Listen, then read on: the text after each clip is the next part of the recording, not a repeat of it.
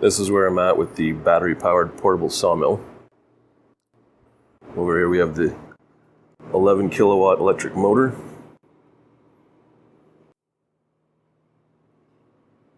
Still have to install the dogs, I think they're called, and the clamps.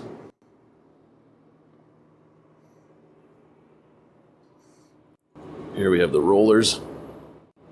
On the bottom are hold down rollers so that when it's moving around on the road it doesn't fall off the track.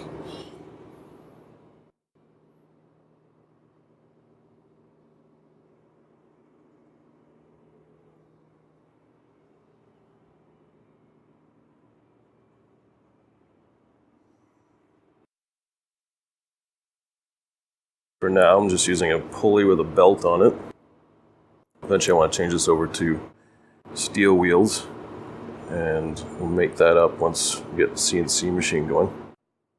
The band will move up and down with ball screws that we have installed in these posts. I don't know if I can get in there to show.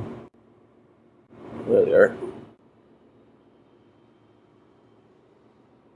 And that on the top will be driven by a stepper motor. The motor is rated for 72 volts and we'll be using this Sevcon Generation 4 motor controller.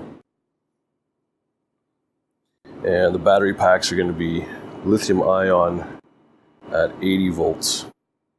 So here's 4 of the battery packs I have completed now. They're all soldered together in a series of 20 cells. So we got 80 volts off of them, and in parallel of 5 on each, so it should get about 25 amps off of each pack, and separated each pack so that if something does go wrong with a cell, then we can just pull one pack out and still keep running the mill, or just disconnect it.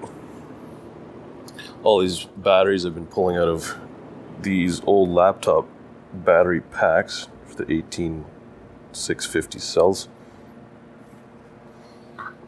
Tear them apart and test which batteries are good, which bad.